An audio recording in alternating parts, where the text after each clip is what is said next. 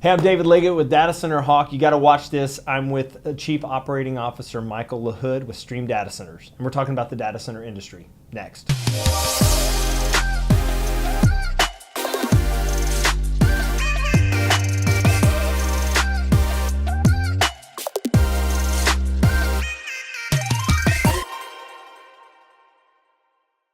Michael Lahoud, welcome to Hawk Talk. Excited that you're here and excited we can make it work. I know aligning schedules is always a challenge, but we made it happen.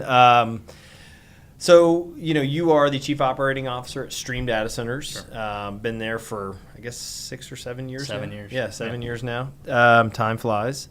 But talk about your background and how you came into the space.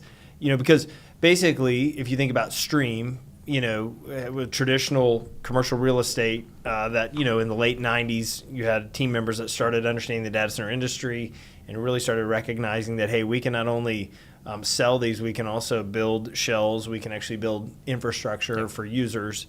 But your background is more on like the engineering side, but talk about that and how that kind of set you up to be in the role that you're in today.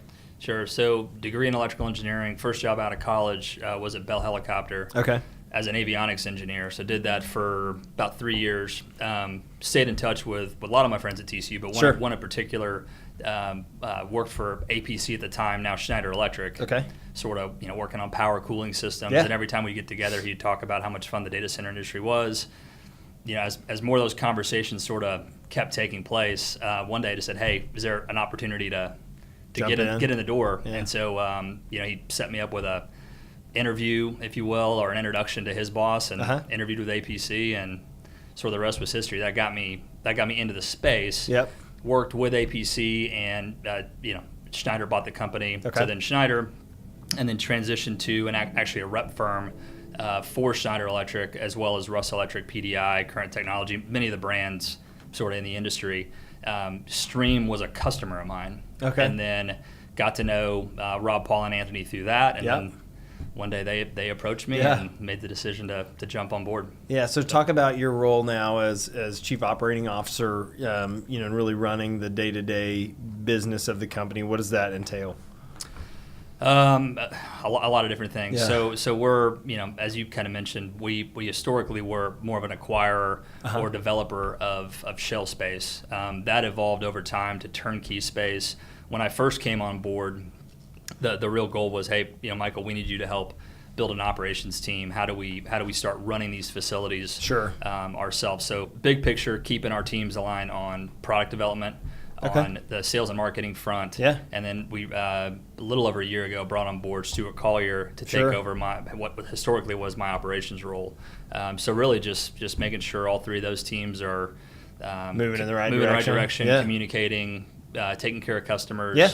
And then a big focus of mine, really this year and then going into 2019, is productizing our services that have historically been focused on our own data centers, but really launching that third-party facilities management development arm. That we've worked on a few projects this year, but really going to make a big push for that next year. Yeah. So if you think about the data center user from the operational side, just given your background, how have you seen the challenges for the data center user operationally? Like what, if you look back over time and kind of where the data center user is today, what do you think the biggest operational challenges for those companies are today?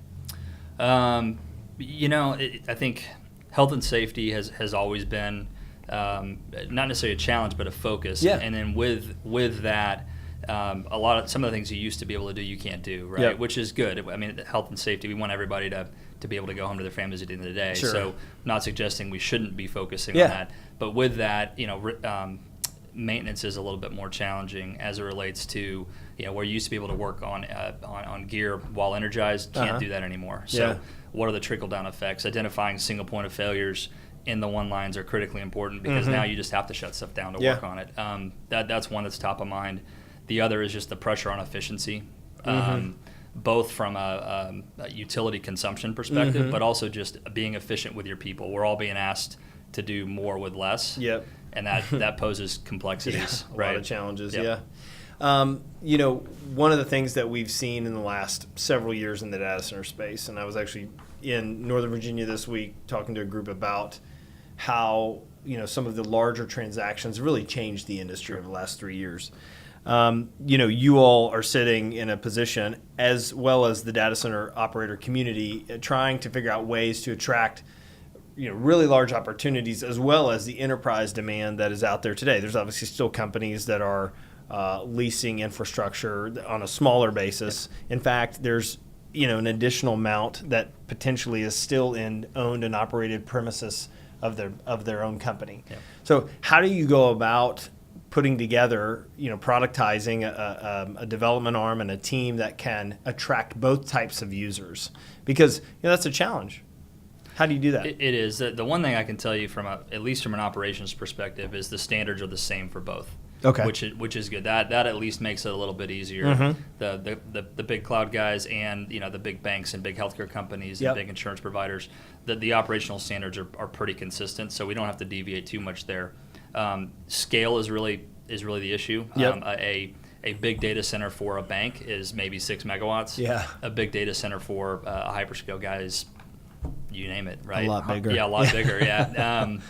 So building with that in mind is a little bit trickier. Banks probably want traditional enterprise probably are looking for a more traditional 2N system. So an A path and a B path, whereas cloud more interested in really driving costs down while still keeping resiliency up. Mm-hmm. They're willing to consider more of a distributed redundant topology. Yep. So to answer your question, we have a design that allows us to really do both. And then as people sort of engage with us, we can spin off sections of it, right, and dedicate power and cooling systems where needed, or have them be part of a bigger shared system. That's good. Well, and I think that'll be a really fascinating thing to watch in this space over the next 2 to 3 years. The hyperscale stuff is rather lumpy, which the word the industry uses to talk about. In one quarter we'll see 60 megawatts of absorption, another quarter we'll see 20, and then it'll go to 100. And so, but I do think that really understanding how to refine the product to meet the needs of these two different types of users will be, kind of right in the middle of the bullseye for the data center operators today. You all's Stream Data Centers footprint, Dallas, Houston, San Antonio, Minneapolis in the past. There's been other data center locations that you all have been a part of, but you announced a Chicago entry, probably 9 months ago. Yep. Talk to us about why you all felt like, number one, that market was the right one to expand into, and number two, the timing behind it. Sure. In general, it's a top, depending on who you talk to, you probably know best, right? Top 5 market. Yeah. So we generally like to be in those top markets. Sure. Yeah. Although we have been in kind of second tier markets. Minneapolis has been a great market for Sure. us. We had some familiarity with Chicago, given our Stream Realty Partners footprint there. Okay. Historical, just whatever you want to call it, knowledge of the market. Yeah. So we knew the market, I guess is the point. And then we had an opportunity to purchase an off-market facility that was being developed as an industrial warehouse, if you will. So it gave us a speed-to-market advantage right there in the heart of Elk Grove Village. Yep. And in that market, we sort of decided if we were going to enter, we wanted to be in Elk Grove Village in the middle of everything. Yeah. And so just found an opportunity and took advantage of it. And wrapping up, effectively, we took that shell under construction, paused it for a minute, converted it to more of a data center appropriate shell. Yeah. So brand new building, delivering in about a month. Yeah. And so for those that are listening, the Elk Grove Village area is west of the city of Chicago. There's data center development has been taking place there for a long time, and so it's a market that understands data center users and providers, and so it makes a lot of sense from a location perspective. What have you, when you think about Stream, being there now for 7 years, what are some of the changes that you've seen take place there, just company-wise? Sure. That have stood out to you. That maybe if you think about when you started to where you are today, how has it changed? I think it's an interesting question. So we pride ourselves on listening to our customers, listening to the market, and really what we've been taught over the years is that we have to keep growing our team. We have to keep investing in talent on the construction side, on the operations side, on the compliance side, health and safety, network. So I was really the first quote-unquote technical person hired at Stream, and now we have 50 people that are just as technical as me. And so that's sort of been in the last 7 years. And it's been a big part of our growth. It's a people business, and just continuing to invest in people has been really one of our big focuses. Yeah, I think as my perspective, I think as you lay that operational framework around the company, allows you to attract different types of users to what you're doing. And that's such a big part of data center users looking at who they're going to partner with. These are such long-term commitments on their end. Obviously, the way that companies not only run the facilities from an operational standpoint, but also are thinking about the future, I think plays a big role into how they're thinking about who they want to work with. I agree.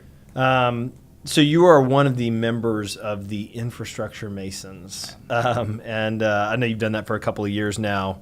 That's a really neat organization, I think, for our industry. Sure. Not just from the thought leadership that's taking place, but also just maybe for some of the comments and things that are coming up about where the industry is today and how to make it better. But talk about your role in that organization and what it means to you to be plugged in there. Yeah, so we a couple years ago got the opportunity to be what's referred to as a founding member of Infrastructure Masons. So with that, I've been on the advisory council for a couple years now. Super great opportunity to contribute to the industry that's done so much for me personally, and just getting to know. I mean, the people that I'm fortunate enough to work with there are pioneers of the industry. It's there are days I show up to those meetings and it's a little bit I'm in awe, right?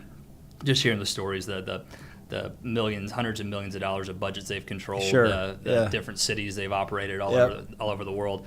But big picture, the organization is really a place where kind of common-minded people in the industry can come together, both from the power, cooling, design, operations side of the house and the network, compute, storage side of the house. So I feel like it's pretty unique as far as industry organizations go, because it brings all of us together to solve the data center industry's challenges. One of which is people, which we talked about earlier. How do we get more people? How do we get more diverse people in the industry, more women in the industry? Just a huge lack of talent in general, and then you layer in the diversity challenges. And it's one of our big focuses. And that's smart. I mean, obviously, if you go to any of the conferences that we will attend or whatever they are, I mean, you can just see some of the diversity challenges that are there today, and also just getting quality talent out of college. Just younger minds in the space, which can contribute in big ways. To thinking of new ways to run things, thinking of new opportunities. So it definitely has a role in the industry, and I'm excited to see it grow. As you think about your role helping run the company, as well as on the technical background that you have, how do you make sure that you can kind of keep up with the technical side? When you're focused on some other bigger company initiatives now, how do you do that? A lot of it. A lot of it comes from our business as a whole. We're set up from a functional perspective as a pretty flat organization. But even beyond that, it's all open office. So being in the office every day, you get to naturally hear osmosis, things, right? Yeah. So I mean, it's look, I attend design construction operations meetings when I can, but a lot of it's just sitting down at my desk and construction team members have one lines out, and I just walk over there and start asking questions, and you learn a little bit there. Same thing on the operations side. We do have structured reporting that highlights technical challenges, positives, that sort of thing. But in general, it's continuing to interact with the teams, being part of organizations, taking time to I don't have an exact percentage, but a decent amount of my week to read technical information, because you don't want to lose that, right? It's just keep it up with it as best you can. Osmosis is a good word, but structure is part of it. So that's good. What as you think about the data center user, how have you seen the importance of compliance impact what you all are doing? So obviously different industry verticals have different compliance requirements.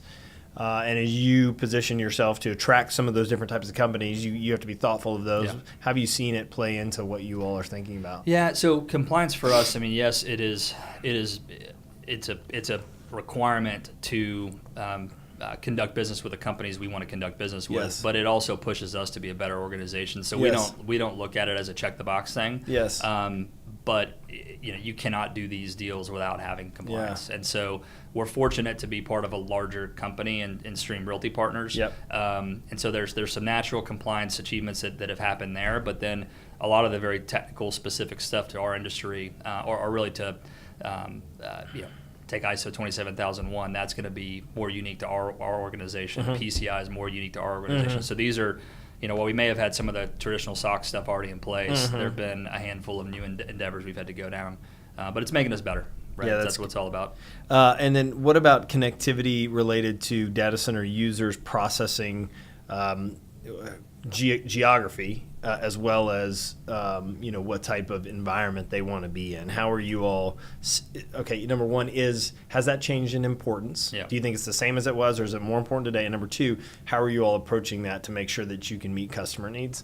It's a good question. So I think from an enterprise perspective, they are wanting more options than they probably historically have wanted. Before, they have their big corporate network, and as long as they can get onto that, they're fine. Yep. Now there's more diversity requirements out there. Yes. More of a premium on dark fiber, and then more of a premium on direct connect to cloud. And so we have our partnership with Megaport to sort of help enable that. On the hyperscale side, those guys, they handle most of those network conversations. So yes. as long as our buildings, our sites are in the right part of town, yeah. we generally do not get involved in network conversations with those guys. Yeah.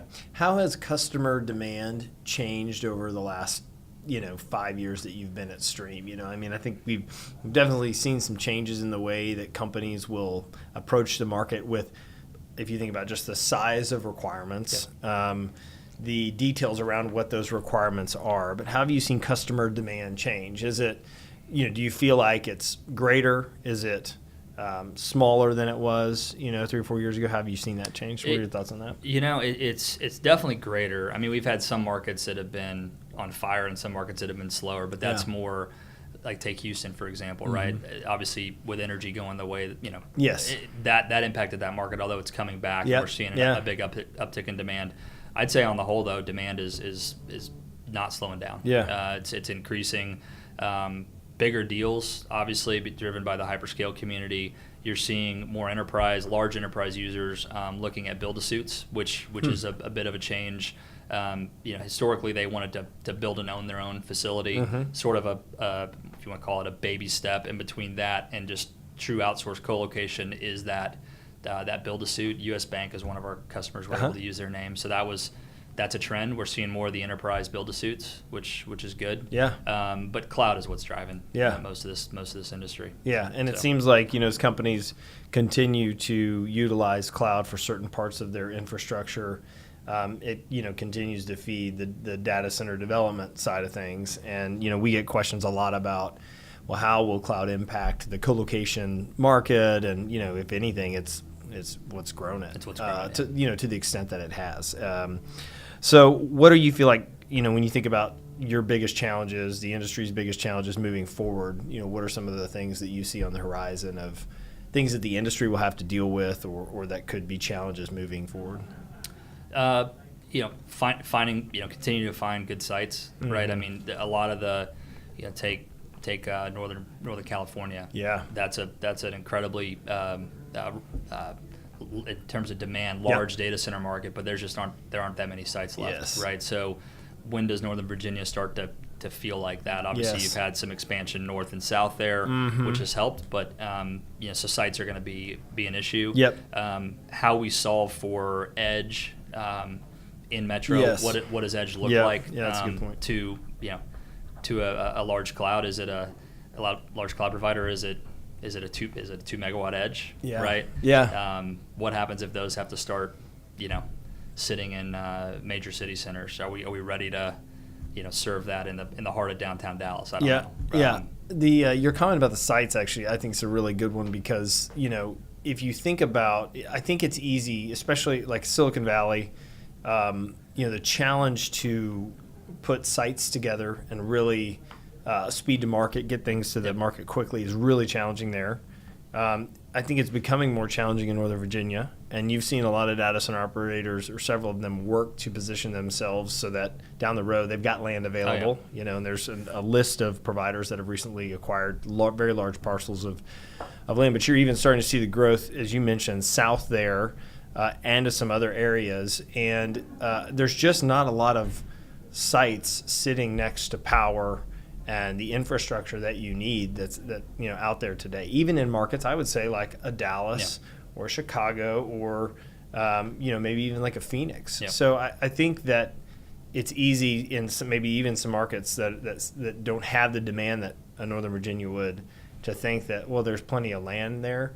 There's really not. No. I mean, and so I'm interested to see in the next where we are 5 years as it relates to that, because I think it's why you're seeing a lot more vertical builds. Obviously in Silicon Valley, we're starting to see that in Northern Virginia. 2 stories. There's one data center that's 3 stories there, but I think that wouldn't surprise me down the road if you see 4-story data centers in Loudoun County. So I think that's a big thing moving forward. What gets you excited most about? So you've been in this industry, specifically the data center industry, for the last 7 years. But when you think about just the future moving forward, what gets you most excited about, being in the role you're in and being in the industry? In a lot of ways, I still feel like we're in this industry's infancy, which is fun. We're a well-capitalized, well-staffed, but still relatively small entrepreneurial company, which is exciting. So not a lot of red tape. We get to go execute on visions, ideas, partner with great companies. It's a very entrepreneurial industry, and being in an entrepreneurial company gives us a lot of opportunity. Yeah, that's good. What about I want to just very quickly kind of hit the markets you're in and just get your thoughts on it. Talk about Dallas. You all are have been in this market for a long time. You know it well. You've built shells here. You've acquired land here. You've built co-location infrastructure. What are your thoughts on the Dallas market? Yeah, so specifically, this we're delivering our new facility. It's our 7th actual DFW facility, June of next year. The market's interesting. There's a lot of competition here. I think we all sort of have our unique offerings. A lot of it's from a geographical perspective. You have the stuff clustered downtown, right on top, in and around the Infomart. You have what Digital's done at the Richardson campus. Cyrus up in Allen, Cyrus in Carrollton, QTS over towards Fort Worth, and then you have this new cluster sort of forming in Garland. And so it's interesting. It'll be interesting to see how the different clusters compete with one another. You bet. But we feel like there's enough demand to support all of us, and we're all being smart with what we're building. We're in a way similar to Northern Virginia, where there's a lot of land purchased there. There's a lot of stuff going up. Here we have a lot of land purchased, a lot of plans in place, but we're not all throwing up massive buildings right away. Right. So which is really smart. And I think it's important to for especially people listening. I think the data center operator community has gotten a lot smarter with their capital and the best ways to deploy it with what users really need. So I think that's smart. And it's important to note that in markets like a Dallas or Northern Virginia to really understand, what is really being spent, what's under construction. Exactly. Talk about Minneapolis. You mentioned U.S. Bank. That's a market that you all have succeeded in for probably 7 or 8 years now. Yeah, it's been 6 actually. Okay, 6 years. But so why'd y'all go there? Because that's a bit unique. It's that market if you think about the data center industry in general, but you all have been wildly successful there. Yeah, so when we looked at that market, obviously not a Tier 1 market. Tier 1 city for sure. Great city, great roster of companies there, great people there. At the time, there were 18 Fortune 500 companies in the state of Minnesota, and really no true established wholesale providers in the market. So our decision was almost as simple as that. I won't mention names, but we saw a couple of the incumbents there and what they were able to charge for co-location space. And we said we could probably go up there and do well. So we had an opportunity to actually purchase some land right across the street from a large enterprise data center. In the suburb of Chaska, put a 75,000 square foot speculative building on the ground. leased a third of it before we were done with construction, and then now effectively 80% leased in that facility. The land we purchased had the ability. There was an adjacent parcel we purchased with it, and that's effectively where we were able to work on the evergreen project. So I think this is a true statement that you all are probably the only data center operator that has a data center in the same city that a Ryder Cup has been played in, correct? I believe wasn't the golf tournament? It was. So at the time, Via West, they technically have a data center in Chaska. Okay, so there's there two. You go. There's two of us. Okay, yes. That's awesome. That okay, is good trivia though. So you all are in San Antonio and Houston as well. So they're close but different markets. Talk about those areas and why you chose to be there. Yeah. So I'll start with San Antonio. It's our second project in San Antonio. We had initially built a 150,000 foot powered shell there. Sold it to a Fortune 500 company. Actually, before I started at Stream. Love the market from an enterprise perspective. Stable power with CPS Energy down there. Their pricing not necessarily as low as up here in Dallas, but stable. You look at their trend line; it's pretty flat pricing for the foreseeable future. Forward looking, backwards looking. Safe area away from storms, hurricanes, that sort of stuff, and just great people in the city of San Antonio. So we decided to put a speculative, getting 75,000 foot facility on the ground there, and have been successful in that market and look to continue to grow down there. Houston, we're actually in the Woodlands proper, so at the time on the north part of the city of Houston. North part. So almost 80 miles from the coast. The idea there was to establish an in-region disaster recovery option for Houston-based companies. And again, have had success there. We, oil doing what it did, it has slowed down the market in general. But we're able to partner with a local company really early in the development process, and so pre-leased a substantial portion of that building, and happy with the project. And the team built a great team down there, great customers down there.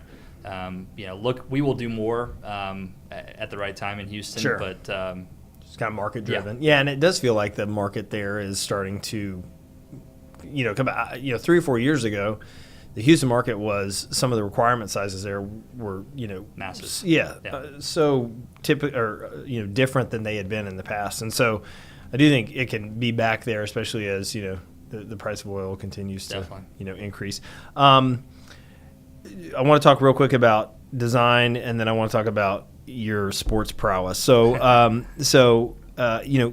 just talk very quickly about how Stream is thinking through changes in design to meet some of the bigger requirements that are out there. And you don't have to give away any trade secrets, but obviously that's something that you all are working to deliver and to put out in the market. So talk about that and that process and what you anticipate with that. Sure. I would say in general, most of us in the industry probably take a very similar approach to design and building these things.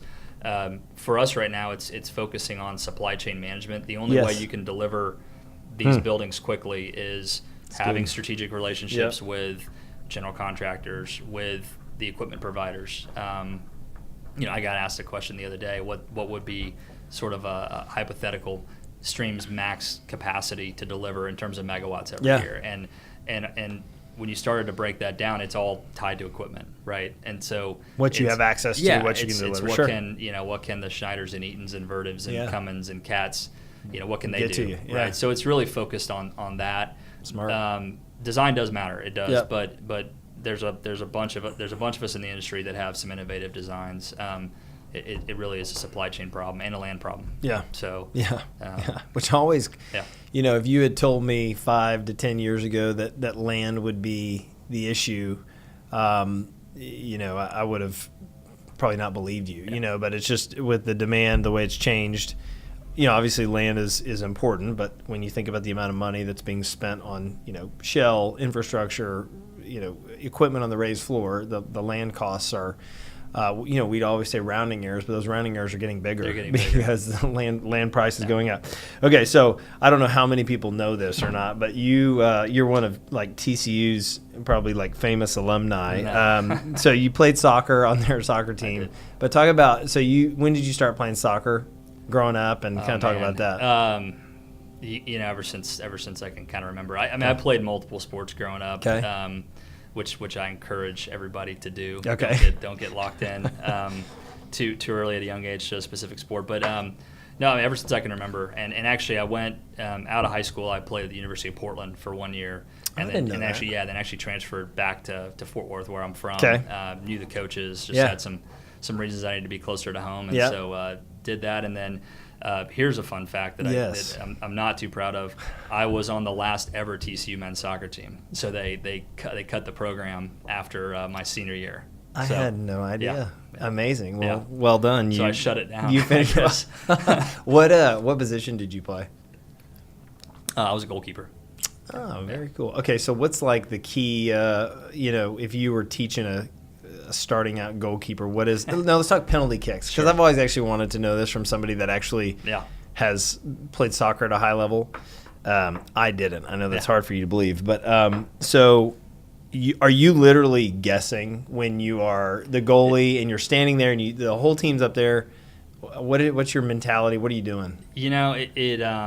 I could probably talk about this for a lot longer than we have, but big picture. This is probably more interesting than data center design. If it's a penalty kick, there's probably three things. If it's a penalty kick during a game and not in a shootout, you're basically guessing, right? Okay.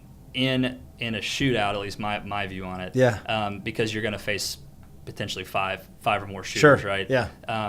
Reacting is the way that I used to go, because then you start making the next guy think that I'm guessing right every time, and so it puts added pressure on them, right? Interesting. Yeah. But big picture, just remember, if I'm talking to young goalkeepers out there, we have a lot that listen to. All the ones. Yeah, I'm real popular. We're real popular among the those soccer guys. community.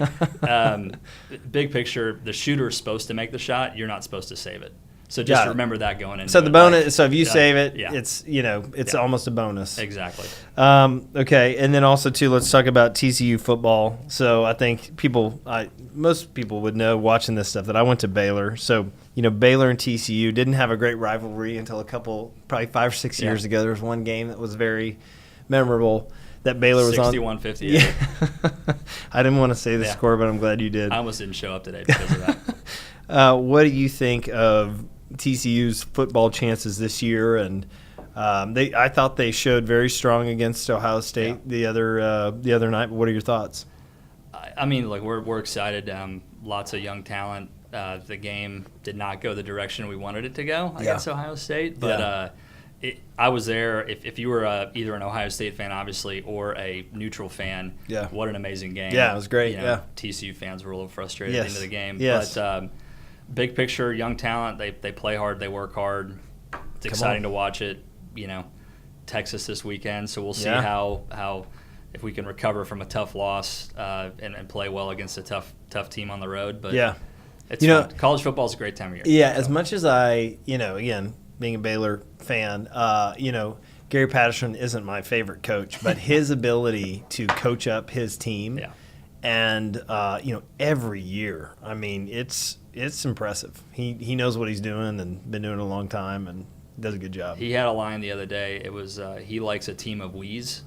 So the we mentality, and I think there's a good parallel to business there. Oh yeah, which is so many. I appreciate that. Many sports parallels can come into the business world. Sports lessons can parallel into the business world. Michael Lahoud, thank you. This has been great. Appreciate your thoughts on the industry. Excited to see how Stream does in the future, and appreciate your time. Yeah, thank you. Glad to be here.